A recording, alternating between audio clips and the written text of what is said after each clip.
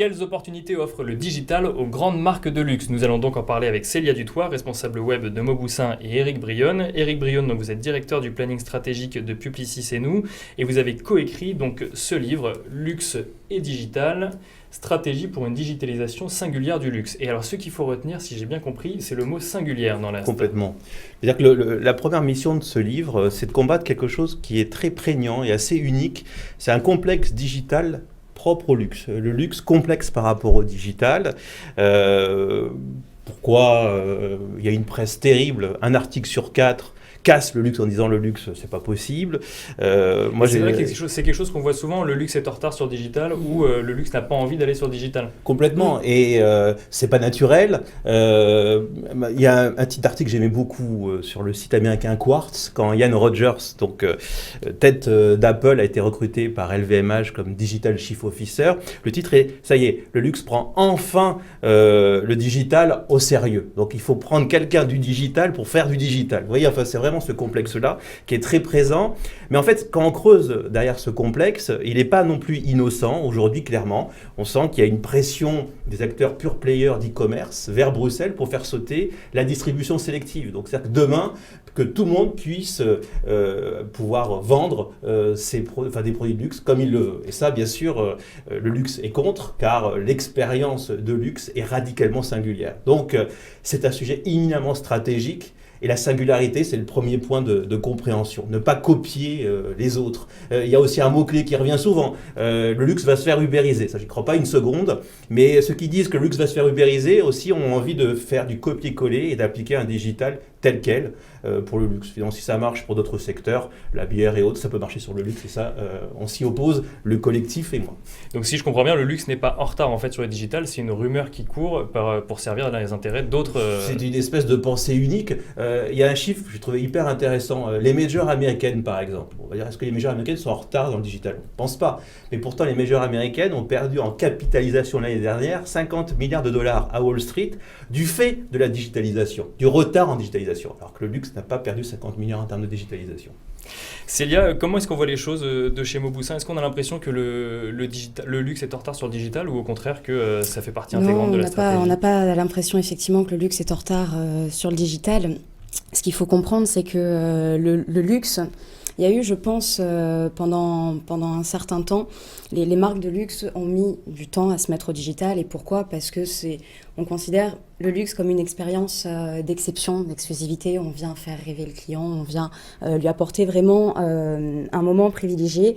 Et c'était un peu à l'antipode avec l'expérience Internet, l'expérience du numérique qui se veut ouvert à tous, phénomène de mass market, de gratuité, de transparence, où effectivement, ça pouvait être un petit peu à l'antipode du luxe. Donc, on s'y est mis, le luxe s'y est mis, ça c'est sûr, alors d'une manière peut-être singulière, ce qu'il faut conserver bien entendu, mais non, je ne pense pas que les marques de luxe sont en retard du tout sur le digital, bien au contraire. Et chez Mauboussin, ça fait combien de temps du coup que le digital a été intégré dans la stratégie de la marque? Nous, ça fait depuis 2005 avec en fait la création de notre premier site en ligne. Qu'on a créé en 2005. On a changé en 2015 de plateforme, justement, pour toujours dans ce processus de développement et d'optimisation du digital dans le luxe, évidemment. Éric, on parlait d'opportunités tout à l'heure qu'offrait le digital. Quelles sont les opportunités que le digital peut offrir aux grandes marques de luxe? Oui, je pense qu'il a même un rôle dans le digital à avoir. C'est-à-dire que ce n'est pas simplement suivre. Aujourd'hui, clairement, le digital, le mobile, par exemple, est une source incroyable de stress. Il transforme l'individu. Travaille vraiment le sujet. Et moi, je pense vraiment que le digital, vu par le luxe, peut justement respirer. Je ne vais pas dire employer le mot de détox, mais il y a vraiment, je pense, un besoin de réenchantement. Il y a un besoin aussi de retrouver des éléments essentiels de fond et de sens, comme par exemple la mémoire. Donc vraiment, il y a une somme d'opportunités. Mais je pense que le principal challenge aujourd'hui, c'est l'e-commerce par rapport au luxe. Et que le luxe a pris son temps par rapport à l'e-commerce, et qu'aujourd'hui, le luxe est en train de proposer une expérience différente d'Amazon. Vous pensez que vraiment le Alors, luxe... justement, c'est une question. Est-ce qu'on crée un site de e-commerce dans le luxe de la même manière qu'un site de e-commerce existant? Alors, certains peuvent le faire, mais en tout cas, aujourd'hui, des marques, par exemple, prenons l'exemple d'Hermès, a inventé la Maison des Carrés, qui est un site extraordinaire d'e-commerce, mais qui est une application mobile, qui est un véritable conte enchanté, ou comme notre préfacier, une jeune marque, Jacquemus, et ben Simon Porte, si vous voulez, son e-commerce, c'est un roman photo. Un roman photo incroyable où la femme Jacquemus se balade dans des centrales nucléaires. Alors vous dire, mais c'est incroyable, ça ne va pas faire vendre. Bien au contraire. Donc il y a une poésie possible, il y a une poésie fondamentale. C'est pas que de la poésie, c'est aussi beaucoup de l'humain. Prenons l'exemple aussi, alors, parce que c'est aussi les marques, les maisons installées comme les jeunes acteurs. Prenons l'exemple de Gemio, un de vos concurrents ici. On parlait de valorisation, effectivement. Extrêmement intéressant, et je crois que c'est lié beaucoup à la start-up qui arrive plus tard. C'est l'humain qui est fondamental. Les Américains ont une expression très intéressante, c'est arriver à mettre de l'humain jusqu'au dernier miles. Aujourd'hui, quand vous achetez sur Amazon, vous avez le bouquin, vous recevez la boîte et puis voilà, donc ça en fait, se termine. On est sur Internet, mais il faut que l'humain soit présent Bien sûr, systématiquement. Et techniquement, c'est assez simple, assez simple, entre guillemets. Vous prenez l'exemple de Gemio, quand vous commencez l'acte d'achat sur Gemio, eh bien, on est suivi par une personne qui vous guide téléphoniquement, vous pouvez passer au showroom, mais on n'a jamais... la main est toujours là. Et ça, c'est vraiment quelque chose de fondamental. Chez Mauboussin, comment est-ce que vous avez conçu le site de e-commerce du coup, de manière totalement singulière par rapport au site de commerce? Tout à fait, oui. On a essayé parce que l'idée en fait avec le site de e-commerce, c'était de reproduire vraiment l'expérience client qu'on a en boutique.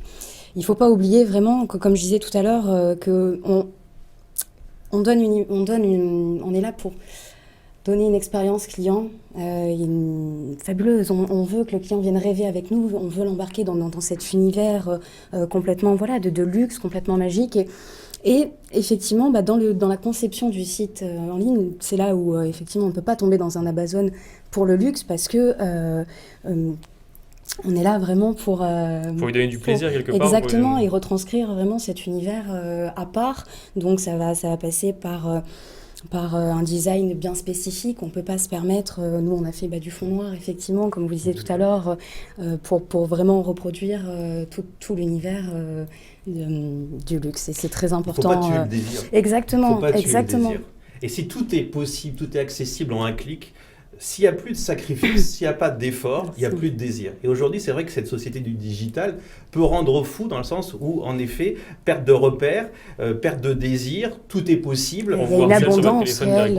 On arrive à un espèce d'enfant roi, roi fainéant. Et là-dessus, il y a un travail à faire fondamental, mais qui dépasse le luxe. Et alors, est-ce que, en termes de chiffres, la part du chiffre d'affaires, par exemple, chez Mauboussin, due au digital, elle est de 15%. 15% chez Mauboussin. On s'attend à ce qu'elle double d'ici les 5 prochaines années. Voilà. Et Eric, de manière plus générale, sur... 6%, on est à peu près à 6%, avec des évolutions en moins de 10 ans qui vont 18%. Donc la part de l'e-commerce dans le business global du luxe, mais avec des variantes importantes, qui sont par exemple la Chine, où on prévoit même arriver à 50-50 en 2020. Oui. Donc, mais pourquoi c'est stratégique, et les marques l'ont complètement compris, au-delà de l'e-commerce, au-delà de ces 6% et autres, on mesure environ à 75% l'influence du digital sur les ventes, donc ce qui est juste gigantesque et incontournable. C'est ça, donc on change progressivement de canal de vente, enfin on ne change pas mais on adapte le canal de vente, mais en revanche le digital aide énormément à l'acte d'achat. Oui, tout à fait. Mais vous savez, quand on prend, j'aime beaucoup écouter des maîtres de l'e-commerce français, par exemple Grandjean, de vente privée, le dit lui-même, aujourd'hui, il voit la limite de l'e-commerce à 30%. Pour lui, on ne dépassera jamais cette limite de 30%. Aujourd'hui, il fait 1,8 milliard et il a aussi quelque chose de très intéressant parce que la boutique a bien sûr un rôle, l'humain a bien sûr un rôle, le vendeur, je pense, a un rôle vraiment fondamental, mais augmenté entre guillemets. Il dit quelque chose de très fort, il dit que le pure player, s'il reste pure player, va mourir. Il est condamné. Donc lui aussi doit avoir des boutiques, finalement. En fait, c'est un peu la théorie, si vous voulez, c'est du post-digital aujourd'hui. On est dans un monde où digital et monde réel fusionnent, entre guillemets. On ne peut pas être que digital. Pour Mauboussin, avoir des belles et des grands magasins, c'est fondamental. Donc il faut avoir vraiment cette double casquette pour créer du désir. Et alors justement, comment est-ce qu'on peut penser une stratégie digitale dans son ensemble en intégrant ces magasins physiques et les différents canaux qu'on a vus? On a parlé du mobile, il y en a peut-être d'autres également, par exemple chez Mauboussin. Oui, bien sûr. On a, quand vous parlez du mobile, on a les surfaces tablettes également. Excusez-moi. Tout ce qui est application, on a nous aussi une application donc, qui est en cours de réalisation. Effectivement, quand on voit dans tous les cas que 50% de nos utilisateurs viennent de surfaces mobiles ou tablettes, il est essentiel Donc on raisonne multicanal en fait, on est sur tous les canaux. Tout à fait. À la fois, le téléphone, la place du téléphone dans ces canaux, c'est quoi? C'est le premier écran, le deuxième écran sur le C'est le premier. C'est le C'est le premier premier, tablette venant en second. Donc c'est un avis que vous partagez également, Eric. Oui, en fait, quel que soit le secteur, aujourd'hui, le mobile est le premier écran. Il est Oui, bien sûr. incontournable. Après, la distribution sur le canal mobile est problématique. Par exemple, c'est vrai que aujourd'hui, si on prend un exemple d'e-commerce brillant dans le monde du luxe, qui est Net-à-Porter. Net-à-Porter, aujourd'hui, a créé une expérience complètement différente en termes d'e-commerce parce qu'il a mis le contenu au cœur. Aujourd'hui, le contenu sur du m-commerce, ça ne fonctionne pas. Si vous mettez du texte, ainsi de suite, vous êtes zappé. Donc, il faut réinventer les choses sans tomber sur de la gimmick aussi. C'est-à-dire qu'aujourd'hui, c'est intéressant de voir des marques anglo-saxonnes qui étaient les leaders, entre guillemets, du luxe digital, comme un Burberry, voire un Tiffany dans votre univers. Il y a une forme de recul. Et ils étaient leaders, ils avaient une vision, et ils ont toujours une vision du digital comme un peu des blockbusters. La course aux millions de fans.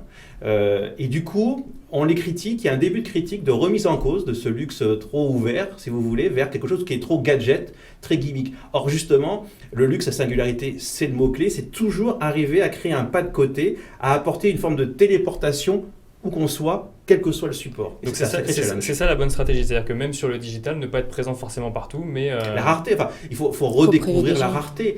Regardez par exemple, il y a vraiment des batailles très intéressantes dans ce secteur. Regardez à Michael Kors. Michael Kors, il y a 1 an et demi, c'était la marque à suivre et ainsi de suite. Je ne parle pas du produit, mais du coup, l'élément qui avait fait buzzer, c'est vraiment l'élément de buzz, c'est, sur Instagram, on peut acheter. Il y avait un espèce de pseudo-bouton buy, et donc une ubiquité totale. Non, il faut avoir ce pas de côté, il faut être ailleurs, et la rareté est un élément fondamental, et aussi avoir une vision, et c'est intéressant parce que ça vient aussi des Amériques et des États-Unis, là, c'est que un désir finalement d'avoir un luxe beaucoup moins bling et beaucoup plus quiet. Beaucoup plus, doux, soft, beaucoup plus profond, avec beaucoup plus de sens. Et ça, c'est une grande opportunité pour les marques européennes, en particulier pour le luxe français. Alors, on parlait d'Instagram et de manière plus générale des réseaux sociaux. C'est vrai qu'aujourd'hui, quand on va avoir une présence digitale, on ne peut pas ne pas passer par les réseaux sociaux. Chez Mauboussin, vous les utilisez pour communiquer avec vos clients? Oui, bien sûr. Donc, ça passe par du Facebook, par du Pinterest, par du Instagram, donc principalement, puisque Instagram est la plateforme idéale pour proposer vraiment un storytelling innovant. Donc c'est vrai qu'on s'en sert beaucoup pour témoigner de l'univers de la marque et encore une fois des nouveautés et de... Et ça permet par exemple plus d'échanges avec le client oui, ça permet une proximité effectivement avec le client quand on voit qu'on peut mettre en direct des petites vidéos. Effectivement, ça va créer une proximité avec le client et ça va permettre de l'accompagner, notamment avec un bouton par exemple achat Instagram. Bien sûr que c'est efficace et on n'en démord pas, et au contraire. Mais oui, je crois fondamentalement qu'on change d'air stratégique, c'est qu'on passe de la quête du fan, donc on cherchait des millions de fans, à passer du fan à l'initié. C'est pas du tout pareil. Celui qui a envie de suivre, celui qui a le savoir et qui a la capacité de transmettre ce savoir. Donc vous voyez, et en plus de toute façon, c'est vrai que Facebook a incité les marques à avoir des millions de fans, et puis l'algorithme a changé, aujourd'hui avoir des millions de fans, ça ne résout absolument rien, bien au contraire. Et qu'il faut retrouver cette qualité de relation, voire même proposer, alors là on n'est pas dans le fantasme, de proposer une relation digitale d'ordre initiatique. Il faut garder cette dimension transcendantale qu'a le luxe, dont on a besoin. On parle de transhumanisme. C'est quoi? C'est ce besoin de transcendance qu'on a. Et aujourd'hui, je pense que les marques de luxe, par rapport à leur histoire, leur capital, c'est quelque chose qui a du sens et qui est finalement peut-être passé un petit peu hors mode et qui redevient un sujet vraiment central. Et le digital est là pour aider et voire corriger. Alors, mais quand je vous entends, enfin, quand on pense transformation digitale, on pense très souvent big data, mais d'un autre côté, là, on entend luxe, singularité. Est-ce que ça veut dire que les marques n'ont pas forcément besoin de big data pour la transformation digitale? Alors, il y a eu une expérience très intéressante en septembre dernier par Louis Vuitton qui a proposé un hackathon justement au nom de la big data en disant le big data, c'est luxe. Simplement, le big data sert parce qu'aujourd'hui, il y a une valeur qu'on en avance, c'est la clairvoyance. C'est-à-dire que le luxe de tout temps s'est construit sur la compréhension intime des désirs. Regardez l'exposition Vuitton, vous avez ces malles incroyables sur mesure, mais c'est plus que du sur mesure, c'est du bespoke, c'est une compréhension intime. Et comprendre de façon intime le client ne peut se faire sans big data. Sauf que, attention, il ne faut pas devenir, entre guillemets, l'esclave de big data, c'est qu'aujourd'hui, un consommateur qui aurait tout, on aurait tout avec un coup d'avance, entre guillemets Minority Report, serait un consommateur qui ne serait plus surpris. Et quand vous n'êtes plus surpris, vous n'avez plus de désir. Et là, vous vous tuez. Donc, vous voyez, c'est vraiment... Il faut garder cette idée de désir. Fondamentalement. C'est-à-dire que le Big Data donne un cap, une meilleure compréhension, mais l'acte de création, l'acte, entre guillemets, disruptif, qui a marqué le luxe, l'histoire du luxe, Chanel, Saint-Laurent et autres, doit être là. Donc pas l'esclave de Big Data, mais avoir pleinement conscience de Big Data, oui bien sûr. Chez Mauboussin, vous utilisez le Big Data avec vos clients? Tout à fait, on l'utilise parce que effectivement, je vous rejoins. C'est grâce à la Big Data qu'on va connaître davantage nos clients et proposer du coup de meilleurs services. Et le connaître davantage, c'est le satisfaire mieux. Donc, regardez une marque comme North Face. C'est intéressant, North Face, c'est une des marques les plus fortes dans l'utilisation de Big Data, qui n'est pas dans le luxe, qui a un grand succès. Vous faites un achat d'e-commerce sur North Face. Donc vous prenez, je ne sais pas, une parka. Il vous demande votre taille, votre poids, et à la fin, l'algorithme travaille, il vous dit 85% des gens qui ont ces critères ont pris la taille L, et il y a eu 10% de retour. Les autres, 100%, 0% de retour. Ça, c'est Big Data au pouvoir, mais c'est un tue-labour. Donc c'est comme de la séduction, quand vous savez tout ce qui va arriver, à un moment donné, vous n'aimez plus. Et c'est au luxe, justement, de savoir utiliser et dompter Big Data, comme il doit aussi avoir un rôle dans le digital. Et ce que je dis, c'est civiliser le digital, remettre l'humain au centre de l'épanouissement et pas de l'asservissement. Alors Eric, pour finir ce débat, quand on lit ce livre, il y a une formule moi qui m'a marqué, c'est Digital Detox. Alors, qu'est-ce que c'est le digital detox? C'est ça, en fait, c'est ça. C'est aujourd'hui. Alors, c'est très intéressant parce que ça vient aussi des GAFA. Ça, vous avez toute une tendance qui monte. On le vit au quotidien sur avoir une sagesse digitale. Vous avez des cycles de conférences en Californie qui s'appellent la sagesse 2.0. Ben, c'est ça. C'est l'idée tout simplement qu'aujourd'hui la machine prend le pas sur l'humain, qu'on devient l'esclave de notre mobile. Il y a un chiffre incroyable, c'est-à-dire que quand entre guillemets dans votre mobile, il y a un ralentissement, vous n'avez pas vos pages. C'est l'équivalent en termes de stress qu'un film d'horreur. Et ça, c'est assez étonnant. Et quand vous voyez des chiffres aujourd'hui, qu'on passe plus de temps sur les médias sociaux qu'au travail aux États-Unis, il y a un asservissement qui se fait. Donc la Digital Detox, c'est comment déconnecter tout étant sur Internet. Et aujourd'hui, vous avez de nombreuses marques. Oui, mais vous avez... Voilà, c'est alors attention, la réalité augmentée, c'est une vraie question. Bon, on n'a pas le temps, mais simplement, quand vous allez sur YouTube, vous regardez les derniers films Gucci ou un film comme Hermès, Jardin de Monsieur Lee, vous avez 2 minutes et demie où vous soufflez, littéralement. C'est une forme de méditation que le luxe apporte, non pas une méditation moche, comme pour en faire en Californie, mais une méditation avec du beau et de l'esthétique. Donc luxe rime avec temps, en fait, c'est ce que je comprends. Bien sûr, c'est le secret, c'est le temps long avec le temps court. Vous avez une action incroyable, là, le site de Louis XIII, la marque, qui en fait a tourné un film avec John Malkovich, et ce film, en fait, pour célébrer les 100 ans de la maison, ne sera révélé que dans 100 ans. Et le film n'est qu'un teasing du film. Donc c'est le rapport au temps qui est là et il est fondamental. D'accord. Merci beaucoup à tous les deux. Vous restez avec nous et je vous propose maintenant d'accueillir Benoît Dos qui va nous présenter OneASpeak.